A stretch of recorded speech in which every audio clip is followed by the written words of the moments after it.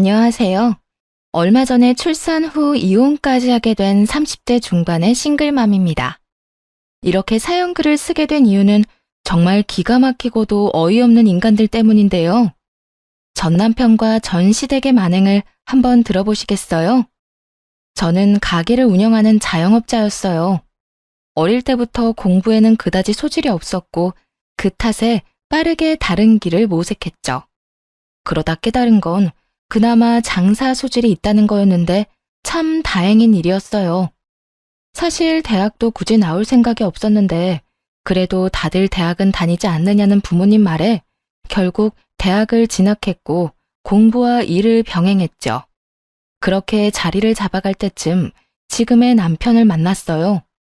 남편은 평범한 회사원이었지만 집이 좀 유명했어요. 동네에서 유명한 고깃집 아들이었거든요. 그 집은 장사가 잘 되는 걸로 유명했죠. 남편과 사귀고 결혼까지 하게 됐을 때 시모는 저를 무척이나 마음에 들어 했어요. 그래서 항상 칭찬 어린 말들을 많이 해줬죠. 아유, 어쩜 애가 요즘 애들 같지 않고 이렇게 착해? 어른 생각하는 마음도 깊고 네가 우리 집 며느리라서 너무 좋단다. 앞으로도 내가 친딸처럼 여기며 잘해줄게. 시모의 말에 항상 고마웠죠. 친정 부모님 집에서 함께 만날 때도 시모의 얼굴은 싱글벙글이었어요. 고급 주택에 딱 봐도 비싸 보이는 집에 살고 있으니 아마 부자라고 생각한 모양이에요. 그게 이유인지는 몰라도 친정집에서 시모를 한번 대접한 뒤로 더욱 예뻐라 하더군요. 우리 며느리예요. 마음씨도 곱고 애가 참 바르게 컸어요. 우리 아들이 아가씨를 참 잘 만났죠. 지인이나 친척분들에게 소개할 때도 칭찬 일색이더라고요. 하지만 시모와 함께하는 시간이 길어지면서 시모의 그런 말이 무엇을 의미하는지 점점 제대로 느낄 수 있었어요.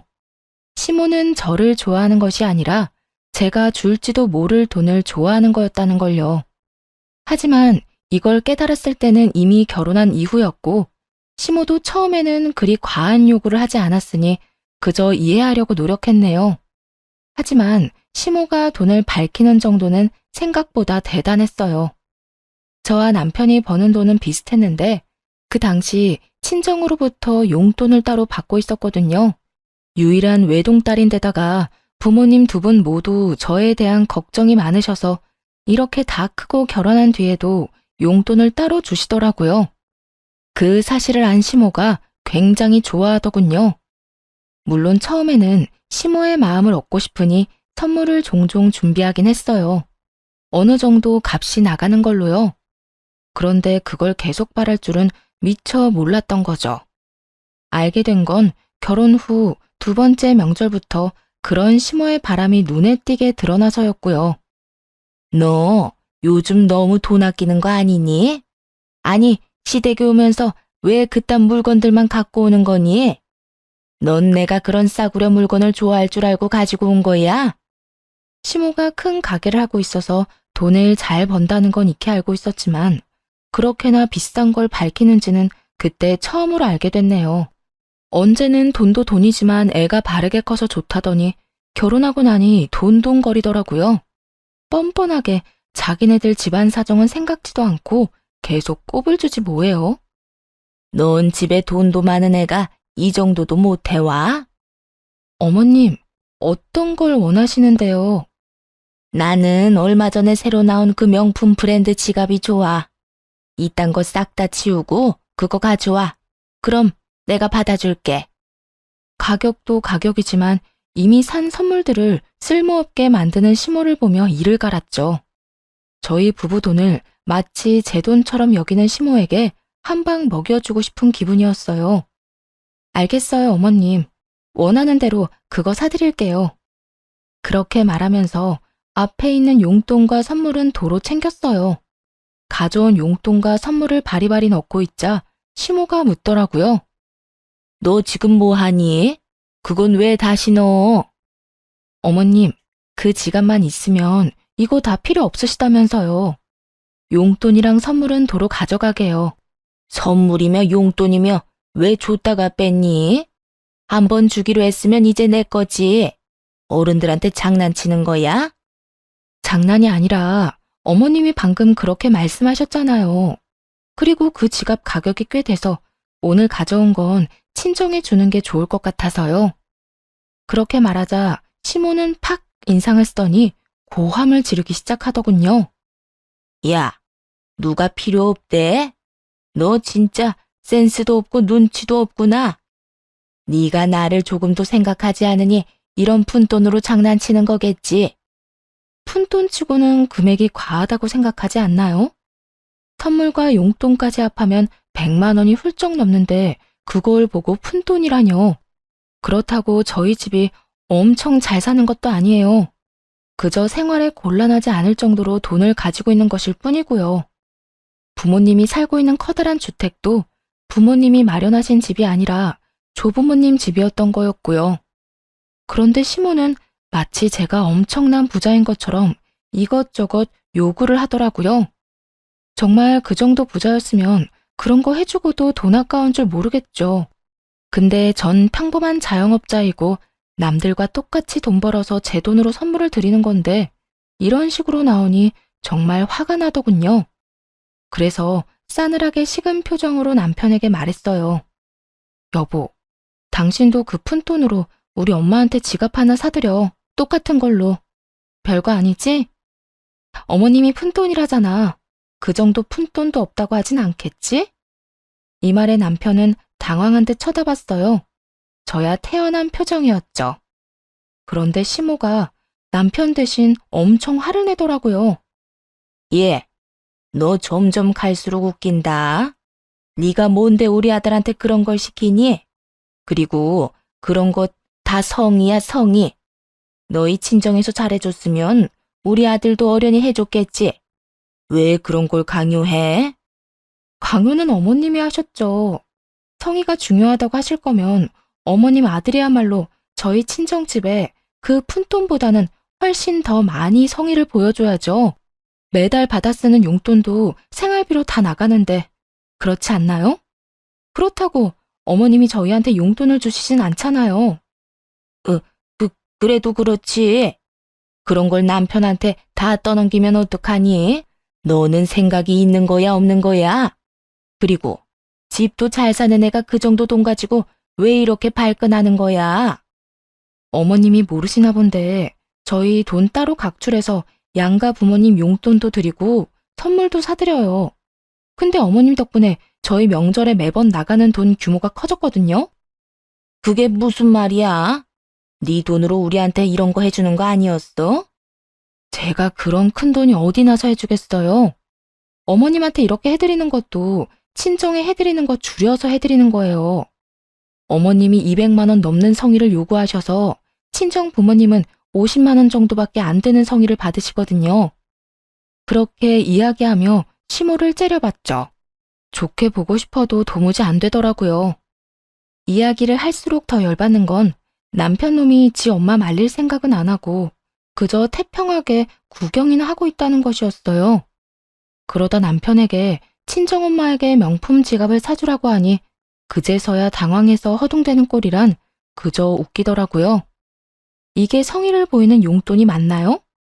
매달 100만 원씩 용돈 주시는 친정에는 50만 원 주고 마는데 어머님은 아무것도 안 해주시면서 200만 원 넘게 받아가시잖아요.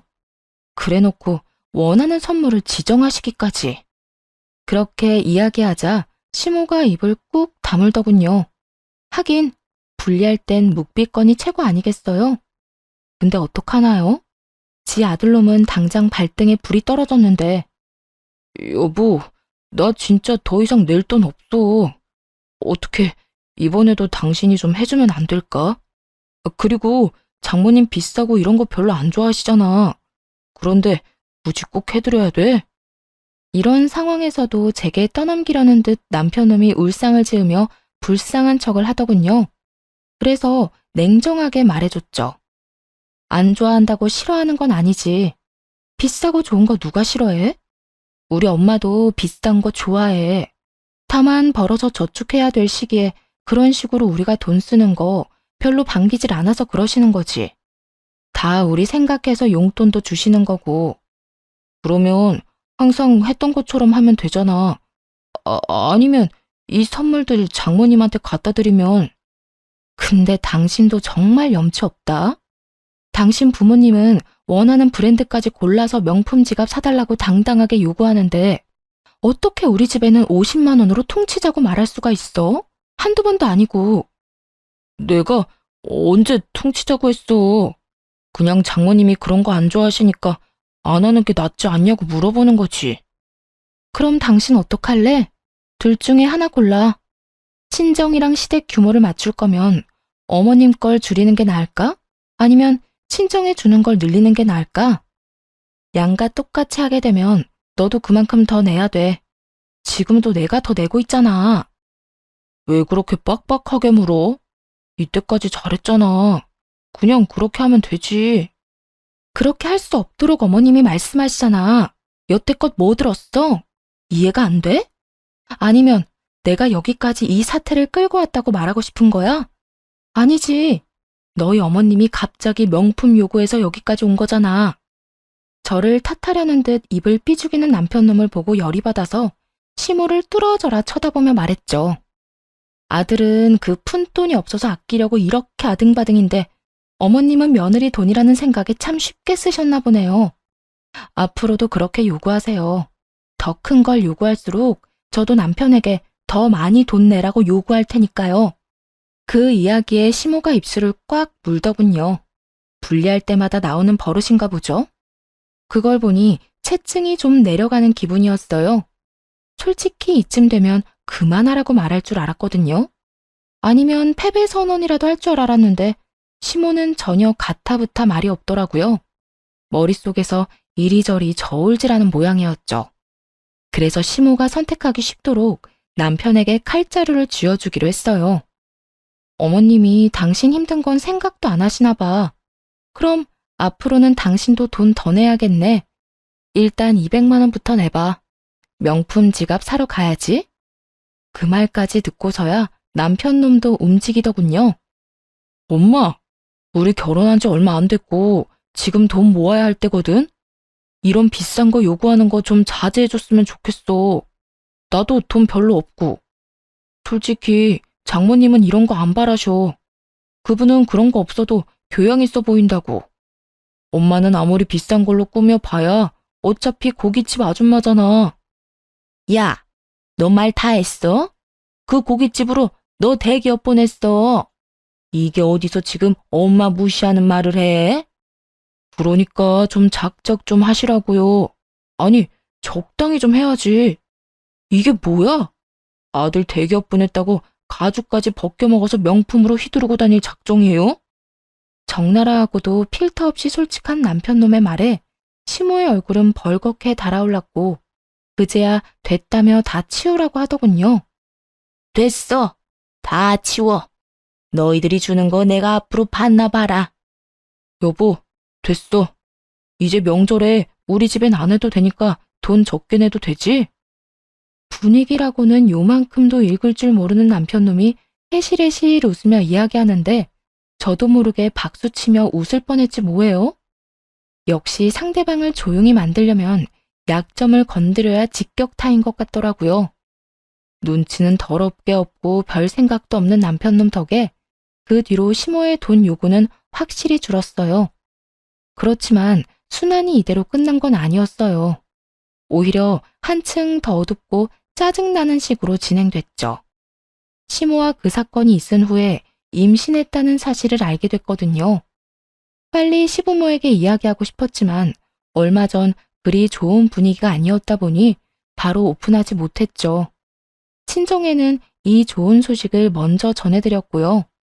엄마, 나 이제 곧 엄마 돼. 우리 애기 이제 8주야. 뭐? 정말? 잘 됐다. 이렇게 빨리 애가 생기다니. 엄마가 너무 느긋하게 생각하고 있었나 보네. 조리는 친정에서 할 거지? 엄마 힘들게 어떻게 그래. 자주 애기 데리고 갈 테니까 조리는 조리원에서 할게요. 너무 서운해하지 말고. 다 엄마 생각해서 하는 말이야. 내 맘 알죠? 친정엄마는 몸이 많이 약한 분이세요. 만성적인 무릎 통증이며 혈액순환 장애로 고생하시는데 그런 어머니에게 산후조리라는 힘든 일을 시킬 수는 없었죠. 하지만 만약 그때로 돌아가서 고를 수만 있다면 고민 없이 어머니를 택할 거예요. 이런 일들이 벌어질 줄 알았다면요. 이때 친정엄마는 서운해하면서도 축하한다고 인사해줬어요. 그런데 그날 이후로 친정이 부산스러워지더라고요. 이사 준비를 한다고요. 깜짝 놀랐죠. 그 주택에서 부모님이 계속 살 줄 알았거든요. 어디 마음에 안 드는 게 있거나 관리하기 힘들었나 보다 하는 생각을 했죠. 친정엄마가 그 집 관리하기 힘들다고 말한 적이 몇 번 있었으니까요. 차라리 같은 평수라면 아파트로 가고 싶다고요. 저야 주택이 더 좋았지만요. 친정 부모님이 이사 준비에 바쁜 이때부터였을 거예요. 시모가 저를 보는 눈빛이 달라졌다는 게 피부로 느껴지더라고요. 지난 명절에 명품 지갑 사건 이후로 시모가 저를 곱게 보지 않는다는 건 알고 있었지만 더 나아가서 아예 눈빛이 감시하는 것처럼 바뀌었더군요. 시모가 저런 식이니 애를 임신했다고 직접 전하기가 좀 꺼려질 정도였으니까요. 그 소식을 남편에게 말해달라고 부탁했을 정도면 말 다 한 거 아닌가요? 남편은 정말 아무 생각 없이 시댁에 가서 임신 소식을 전하고 왔더라고요. 그런데 그날 이후부터 남편도 뭔가 대면대면하게 변한 것 같은 기분이 들었어요. 이상하다 싶었지만 시모에게 싫은 소리라도 들었나 싶었죠. 그런 일이 한두 번도 아니었고 그 당시 신경 쓸 건 그거 하나뿐만이 아니었거든요. 친정에 임신한 걸 밝히고 한 달쯤 뒤에 친정엄마가 잠깐 보자며 저를 부르는 일이 있었어요. 호텔 레스토랑이었는데 약속 시간 맞춰 나갔죠. 그런데 그 자리에는 부모님 말고도 웬 남자 하나가 있더라고요. 딸, 인사해. 우리 집 리모델링 맡아주실 업체 사장님이셔. 사장님은 생각보다 젊은 분이었어요. 인사를 하고 앉으면 물었죠. 엄마는 엄마네 집 공사하면서 왜 딸을 불렀어? 아, 맛있는 거 사주려고? 아니, 엄마 작은 평수로 이사 가는 곳은 이미 리모델링이 다 된 집이라 조금만 고치면 돼. 이분은 너희 집 고쳐줄 분이시지. 엄마 살던 큰 주택 네가 들어가서 살아 앞으로. 엄마랑 아빠가 주는 출산 선물. 어때? 서프라이즈 다 왔어? 이 아빠가 아무리 생각해도 말이지. 우리 딸이 지낼 집인데 거기서 살 사람 의견도 중요할 것 같아서 부른 거야. 식사하고 나서 두 사람이서 잘 이야기해서 집 예쁘게 고쳐서 써. 알았지? 정말 깜짝 놀랐어요. 그 집을 줄 거라고는 생각도 못 했거든요. 어릴 때 할머니, 할아버지와 함께 3대가 그 집에서 같이 살았던 적도 있어서 꽤 정이 많이 붙은 집이었는데 그걸 선물로 준다니 감동이었죠. 그것 때문에 작은 평수로 이사 간 거야? 그렇게 안 해도 되는데. 그럼 명이라도 아빠랑 나 반반할까? 그것도 좋은 생각이지. 대신 너희 집 팔고 나서 생긴 돈에서 우리가 준 돈은 다시 돌려줘야 하는 거 알지? 계산은 바르게 해야지. 당연하죠. 걱정 마. 그거 팔고 아버지가 그때 지원해준 돈 꼭 다 갚고 들어갈게요. 고마워요, 아빠, 엄마. 너무 행복했어요. 그렇게 행복을 곱씹으며 밥을 먹고 인테리어 직원분이랑 커피숍에서 이야기까지 끝냈죠. 원하는 옵션을 이야기하고 바로 생각이 안 나는 부분은 다음 주에 다시 만나 상의하자고 이야기하고 나왔어요. 그렇게 나오면서 생각했죠. 남편에게는 진짜 서프라이즈를 해주면 좋겠다고요. 그래서 때가 될 때까지 숨기기로 했어요. 그 뒤로도 몇 번 더 그 사장님과 만나서 이야기를 나눴고요. 남편에게는 비밀로 하고 여러 집의 도면을 찾아보고 TV로 집 소개해주는 곳도 보면서 더 좋은 집으로 바꿔보려고 열심히 이것저것 공부했네요. 기분이 참 좋더라고요. 제 집을 꾸미는데 제 의견이 들어간다는 게 생각보다 정말 즐거운 일이었죠. 그런데 그렇게 즐거운 시간을 보내고 있던 어느 날, 시모가 잠깐 시댁으로 오라며 연락을 했어요. 평상시에 잘 부르지 않는데 무슨 일로 부른 걸까 싶어 시댁으로 갔죠. 그런데 시댁 분위기가 착 가라앉은 것이 심상치 않더군요. 남편도 그 자리에 있기에 남편 옆에 가서 앉았어요. 그런데 엉덩이를 대고 앉자마자 시모가 탁자 위로 서류 봉투를 하나 탁 내려놓더군요. 얌전한 고양이 부뚜막에 올라간다더니 너 참 대단하네. 어떻게 시어머니랑 남편 몰래 남자를 만나고 다닐 수가 있어? 당황하기도 하고 뭔 소린가 싶어 봉투를 열어 안에 있는 사진을 확인했죠. 그랬더니 저와 인테리어 업체 사장이 호텔에서 나오는 사진이 찍혀 있더라고요. 순간 뒤통수가 얼얼하더군요. 뒷조사하고 있었다는 것에 배신감을 강하게 느꼈거든요. 뒷장 그 뒷장을 넘길수록 어이가 없었어요. 호텔 사진을 제외하고서는 외도 사진처럼 보이는 건 단 한 장도 없었거든요. 그럴 수밖에요. 항상 서류를 들고 만나서 의견 조율하기 바빴는데 어떻게 그런 사진이 찍힐 수 있겠어요? 긴 말 안 한다. 나는 이런 오점 있는 애를 내 며느리로 인정할 수 없어. 그리고 너 정말 독하더라. 어떻게 너희 친정 망해가는데 나한테, 아니 우리 아들한테 한마디도 안 했니? 이건 또 무슨 소린가 싶었죠. 고개를 들어 황당한 얼굴로 시모를 쳐다보니 그러더군요. 너희 집 망해서 그 집 팔고 작은 평수로 갔다며. 내가 이런 말까지는 안 하려고 했는데 너무하는 거 아니니?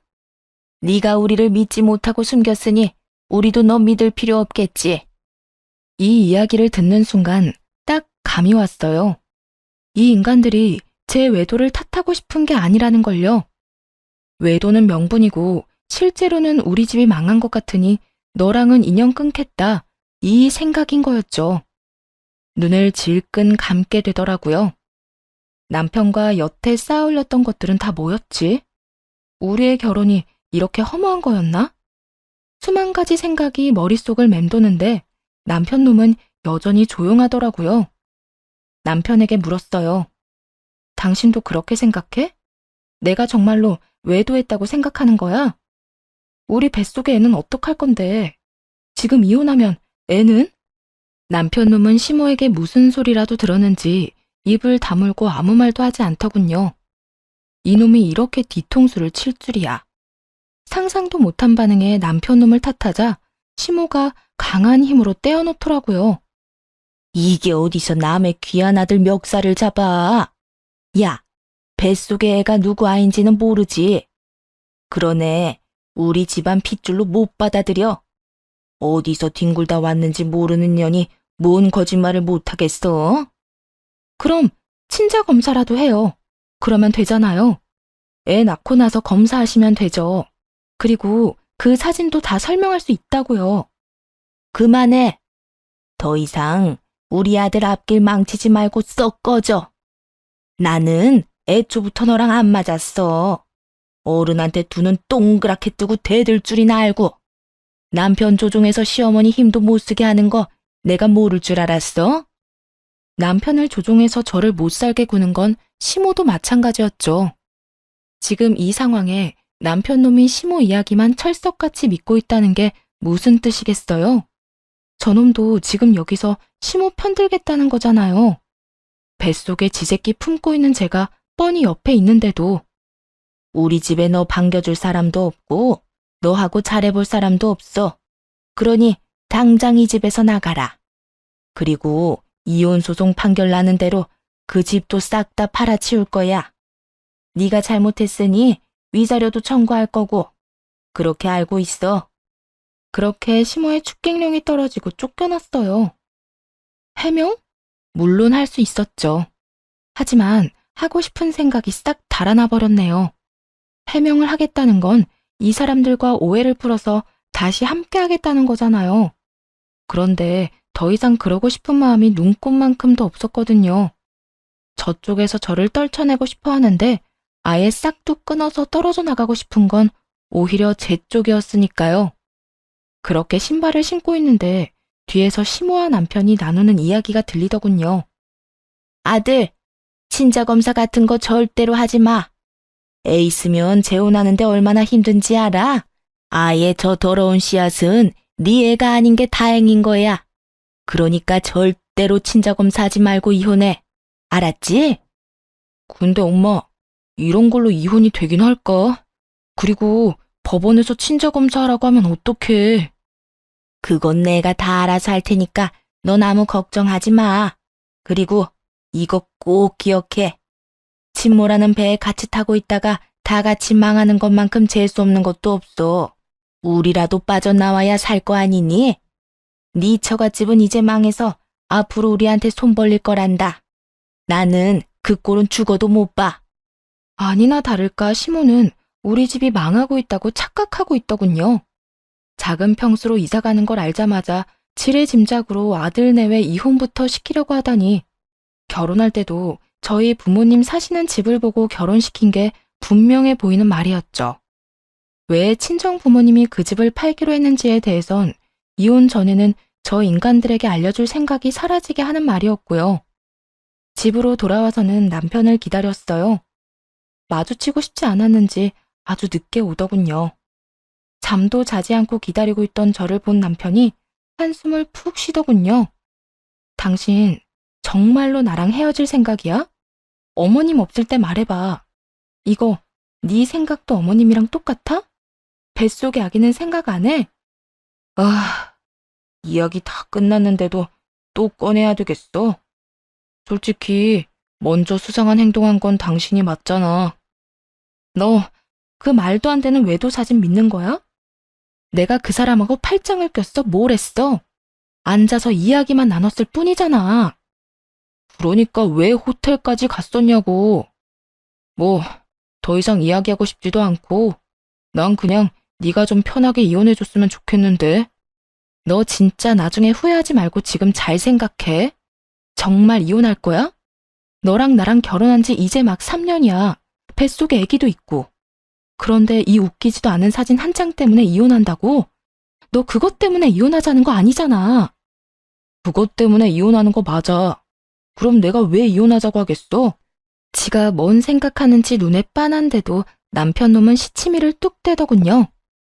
어머님이 또 바람 불어 넣었겠지. 우리 집 망했대? 그래서 빨리 손절하래? 돈 나올 구석 없으니까 빨리 헤어지라고? 무슨 소리야. 그런 거 아니거든. 어쨌든 난 이혼해야겠으니까 그렇게 알고 있으라고. 집요하게 묻자 평온하던 남편 놈은 눈에 띄게 당황하며 아니라며 손사래를 치더군요.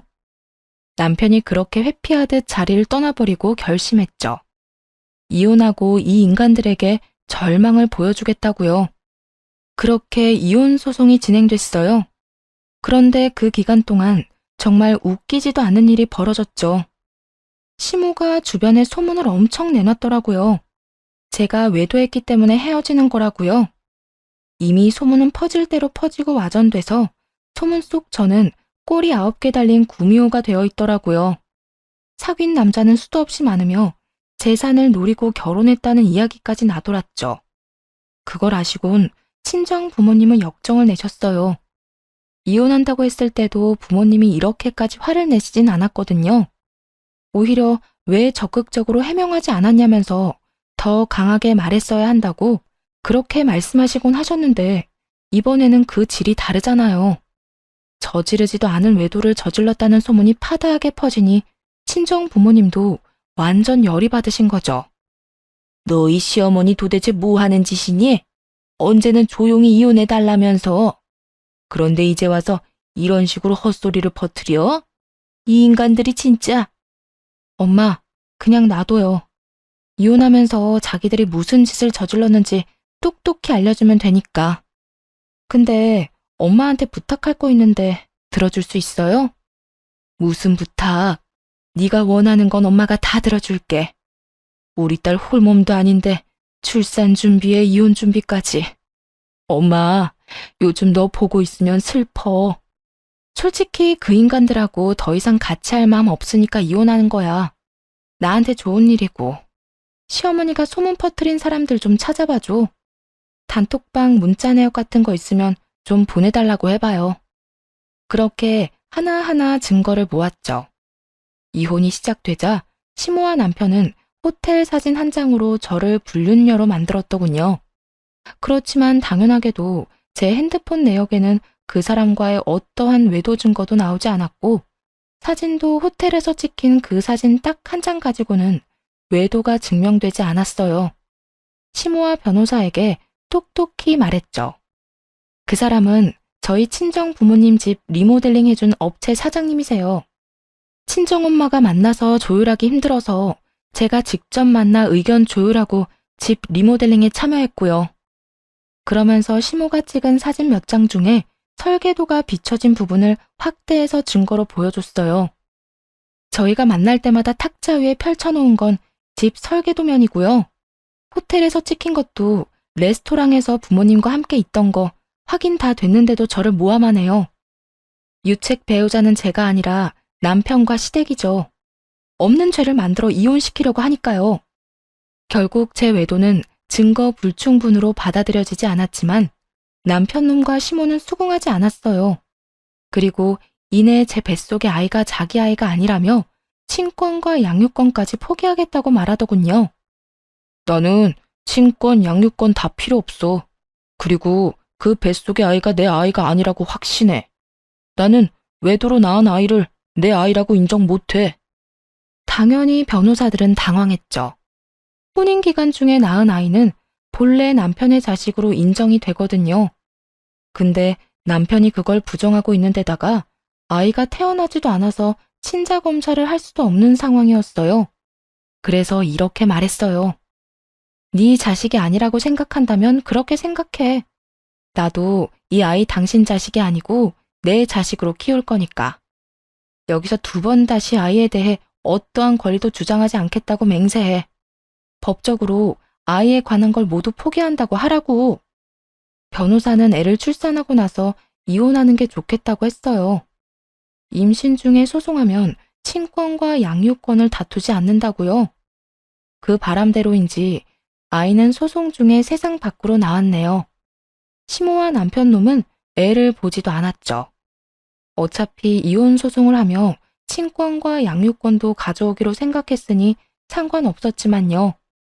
남편 놈의 면접 교섭권을 포기하라고 했고 대신 남편 놈은 양육비를 지급하지 않겠다고 했죠.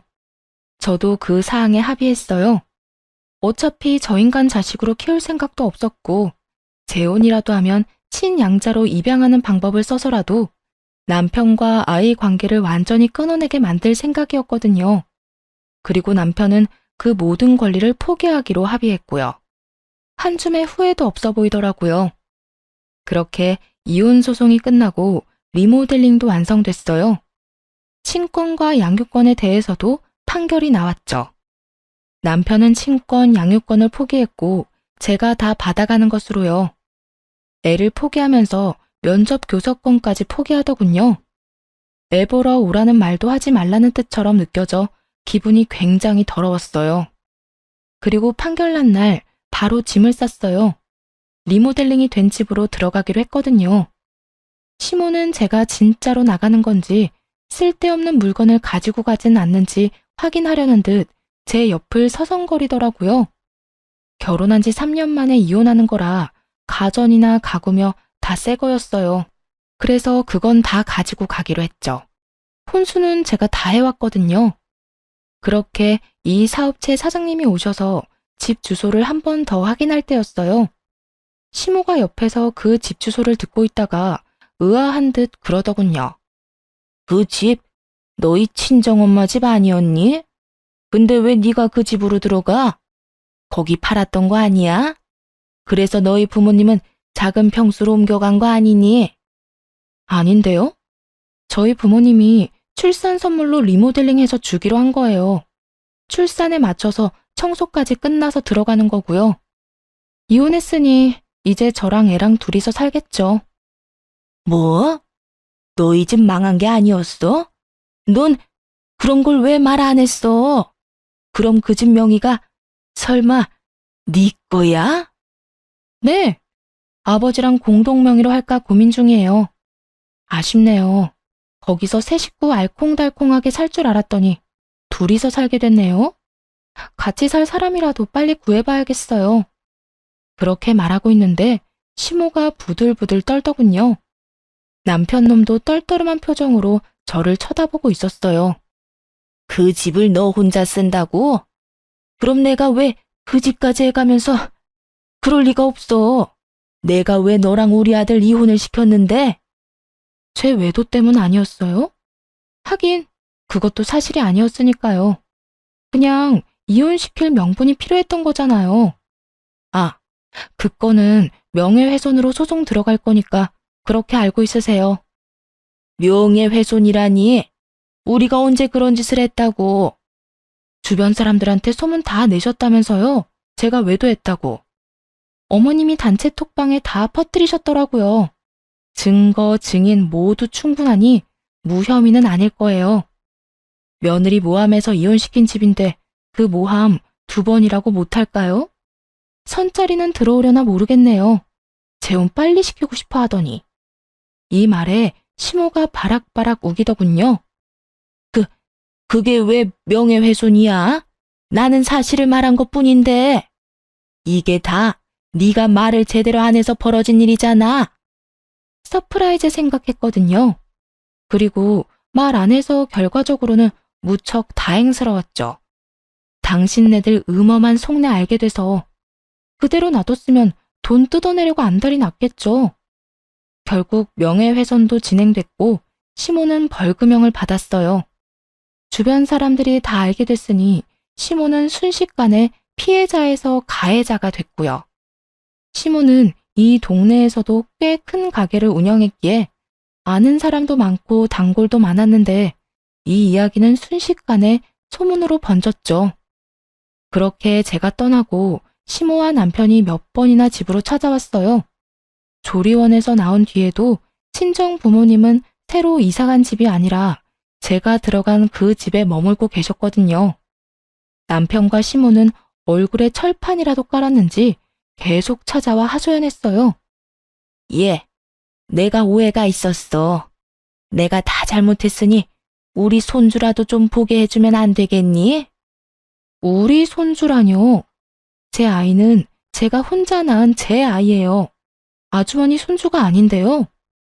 그렇게 말하자 현관문 앞에서 집에 들어오지도 못하고 쳐다보기만 하던 남편놈이 다급히 말하더군요. 여보, 어떻게 철연을 끊어? 우리 애가 어떻게 내 애가 아니라는 거야? 불과 몇 개월 전에 내 뱃속의 애가 네 새끼가 아니라며?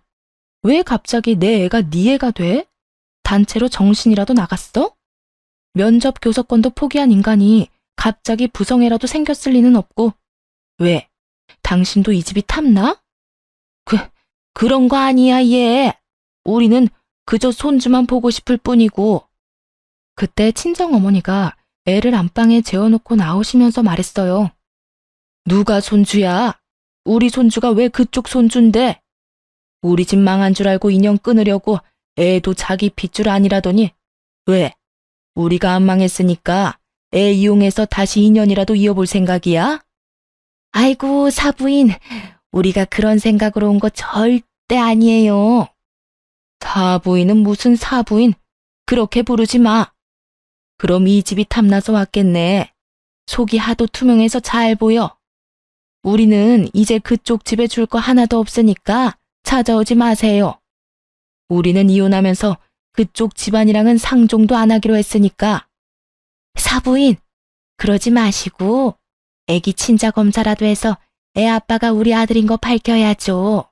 지금 다들 오해하고 있을 텐데. 시모가 그렇게 이야기하자 친정엄마가 한 번 더 열이 뻗쳤는지 시모에게 소리를 버럭 질렀어요. 그 오해를 누가 먼저 만들어서 퍼뜨렸는데? 지금 생각해도 속에 천불이 나는데 친자 검사? 당신들 핏줄인 거 증명할 생각 없어.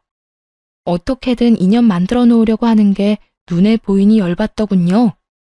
뱃속에 애가 남편 애라고 할 때는 친자 검사하지도 말라며 어떻게든 영 끊어내려고 했던 인간들이 이제 와서 친자 검사를 하자고요? 손주를 이용해서 무슨 짓을 할 줄 알고. 여보, 우리 애가 아직 어리잖아. 혼외자 딱지 달고 살게 하는 게 얼마나 잔인해. 그냥 우리끼리 다시 합쳐서 살면 될 일이야. 이렇게 쉬운 일을 왜 둘러가려고. 네가 네 입으로 변호사 앞에서 네 자식이 아니라고 말하지 않았어? 이 한 입으로 두 말하는 놈아. 넌 사람 새끼가 아니라 멍멍이 새끼야. 친자 검사? 절대 안 해줘. 앞으로 다른 사람 만나서 재혼하면 그 사람을 아빠로 만들어줄 거야. 이 말에 심오한 남편 놈이 아주 사색이 되더군요. 너무 강경해 보였는지 일단은 피할 생각인 듯 다음에 오겠다며 쫓기듯 밖으로 나갔죠. 친정엄마는 그 사람들 나가자 소금을 들고 와서 밖으로 휙휙 뿌리고는 큰 소리로 소리를 꽥 질렀어요. 다 들으라는 식으로 말이죠. 재수가 없으려니까 별 미친 것들이 집에 들어오고 난리야. 그러고는 집에 들어오며 그러더군요. 그 인간들 내가 가만둘 것 같아? 가만히 이대로 끝내고 조용히 지나갔으면 몰라도 집에 와서 이런 짓까지 저지른 건 용서 못해. 누가 이기나 보자. 친정 부모님은 이걸로 끝낼 생각이 없으신 모양이더군요. 저도 마찬가지였지만요. 제가 이혼하자마자 부모님은 새로 산 아파트부터 처분했어요. 부탁드렸거든요. 제 아들과 저와 함께 이 집에서 살아달라고요. 그 큰 주택에 아들과 저는 2층만 써도 상관없었고 혹시라도 재혼이라도 하게 되면 전 남편에게 받은 아파트 반값 금액이랑 위자료로 다시 집을 구해서 나가서 살면 되는 일이었기도 하고요. 그 전까지는 어떻게든 부모님과 함께 하고 싶었어요. 그걸 알고 부모님도 그 작은 평수의 아파트는 처분한 거죠. 그렇게 1년 반쯤 지나니 애를 키우는 재미가 있었어요. 그러다 아이를 어린이집에 맡기고 이래저래 생활하던 중 같은 어린이집에서 아이와 함께 출퇴근하는 한 남자와 알게 됐어요. 제 아이보다 딱 1살 많은 여자아이를 키우는 아버지였는데 출퇴근 시간이 비슷하다 보니 자주 마주치게 됐죠. 그리고 아이들 부모 참여 수업에서 그 사람도 저도 이혼하고 홀로 아이를 키우고 있다는 걸 알게 됐고요. 알면 알수록 참 좋은 사람이라고 생각했고 아이들도 친했기 때문에 그렇게 저희도 가까워졌죠. 아이를 홀로 키우는 싱글맘 싱글대디라 그런지 이야기가 다른 사람들보다는 좀 더 잘 통했고 일단 편안했어요. 제가 싱글맘이라고 하면 잘 이야기하다가도 멈칫하며 눈치를 보는 사람들이 많았거든요. 그러면 이야기에 제한이 생기게 되고 저도 그런 그룹은 빠지게 되고요. 그런데 이 사람과는 환경이 비슷하니 친해지게 되더군요. 그렇게 깊게 고민하고 생각한 끝에 그 사람과 재혼하게 됐네요. 서로의 사정에 대해 잘 알고 있으니 저도 그 사람도 거릴 것 없었죠. 그렇게 이혼한 지 3년 만에 새로운 사람과 새로운 만남을 하게 됐어요. 친정 부모님은 이 사람을 무척이나 마음에 들어 하셨어요. 싹싹하고 예의 바르고 처갓집에 잘한다고요. 재혼한 남편의 부모님은 일찍 돌아가셔서 시댁이라고 할 만한 것도 없었죠. 결혼 안 한 여동생만 있었거든요. 사실 시부모가 없다는 사실만으로 이렇게나 안심하는 저를 보며 아직도 그 인간들에게서 벗어나지 못했구나 하는 생각도 들었네요. 그리고 친정 부모님은 새로 가게를 하나 차리셨어요. 전 시모가 운영하던 가게 옆에다가요. 그것도 똑같은 고깃집으로 말이죠. 어머니가 생각보다 시모에게 갚고 싶은 게 많았던 모양이었어요. 저는 이제 제 인생을 찾아가고 있었는데 엄마에게는 여전히 현재 진행형이었던 거죠. 어느 날 전 시모와 마주쳤는데 그날은 재혼한 남편과 두 아이를 데리고 친정엄마 가게에 고기를 먹으러 간 날이었어요. 그런데 옆집인 전 시댁 가게는 아주 한산하더군요. 알고 보니 엄마가 가게 열고부터 그쪽 집으로는 사람 발길이 뚝 끊겼대요. 전 시모가 저를 발견하더니 와서 하소연하더군요. 얘, 너희 엄마 좀 말려봐. 이러다 우리 가게 완전 폐업하게 생겼어. 오픈한 건 그렇다 쳐. 그런데 그렇게 공격적으로 할인 행사를 하면 아니, 도대체 우리는 어떡하라는 거야? 저한테 말씀하셔도 제가 해드릴 수 있는 게 없어요. 가게는 어머니 소관이고 어떤 방침을 쓰던 저랑은 상관없으니까요. 저는 남편이랑 애들하고 그냥 같이 밥 먹으러 온 것뿐이에요. 남편? 너 벌써 재혼을 했단 말이야? 우리 아들은 지금 아무도 못 만나고 이혼남으로 혼자 지내고 있는데? 네, 참 좋은 사람이에요. 누구랑은 다르게 욕심도 없고 무엇보다 시부모님도 안 계시거든요. 제 아들도 자기 아들처럼 살뜰히 잘 보살피고요. 걔는 우리 손주야. 피는 못 속인다고. 그때 친정엄마가 나타나서는 시모에게 소리를 질렀어요. 누가 누구 손주야? 앞으로 그딴 헛소리 짓거리면 고소할 거야. 남의 딸 억울하게 흠집을 내놓고서는 이제 와서 우리 딸한테 뭘 부탁하는 거야? 염치가 있어? 나는 당신네들 망할 때까지 안 끝낼 거야. 친정엄마가 단단히 마음을 먹었더라고요. 그렇게 전 시모를 쫓아내고는 재혼한 남편, 아이들은 친정 부모님과 즐거운 시간을 가졌죠. 밥도 맛있게 먹고 사진도 찍고 즐겁게 놀았네요. 전 시모는 씁쓸한 표정으로 이쪽만 바라보고 있었고요. 하긴 얼마나 아깝겠어요. 이 모든 걸 자기들이 가지고 있을 수 있었을 텐데요. 아니, 그대로 뒀다면 다 자기들 것이었겠죠. 그런데 잘못된 선택으로 결국 스스로를 망하게 만들었으니 결국 전 시모는 몇 주 지나지 않아 가게를 폐업했더라고요. 엄마에게 물어봤어요. 근데 장사도 엄마보다 더 오래 해서 단골 손님도 많을 텐데 왜 폐업까지 하게 됐어? 그 정도로 안 되지 않아 보였는데. 저 가게 지탱해 준 게 어디 동네 손님뿐이겠어? 아는 지인들이며 단골들이며 다들 소문을 들었겠지. 장사라는 건 평판이 무엇보다 중요하다. 며느리 잘라내려고 외도했다며 누명 씌운 인간한테 사람들이 찾아갈 리 있어? 아, 그렇게 됐나? 그래. 소문의 주인공 두 사람이 같이 나란히 붙어 있는데 어딜 가겠어? 다 심리적으로 마음이 쓰이는 곳에 가게 돼 있어. 이미 저 인간은 명예훼손으로 벌금형까지 받았으니까 사람들이 은연중에 멀리하고 싶은 거겠지. 지가 다 뿌린 거야.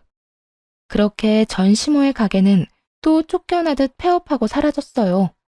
돈돈거리면서 친정 이용하다가 망할 것 같으니 바로 발 빼려고 며느리한테 누명까지 씌우던 사람이었으니 결국엔 빠른 손절이 답이었다고 생각해요. 누가 날 이용한다 싶은 생각이 들면 빠르게 벗어나는 것도 방법이에요. 이야기 재미있게 읽어주셨는지 모르겠네요. 모두들 행복한 하루 보내세요.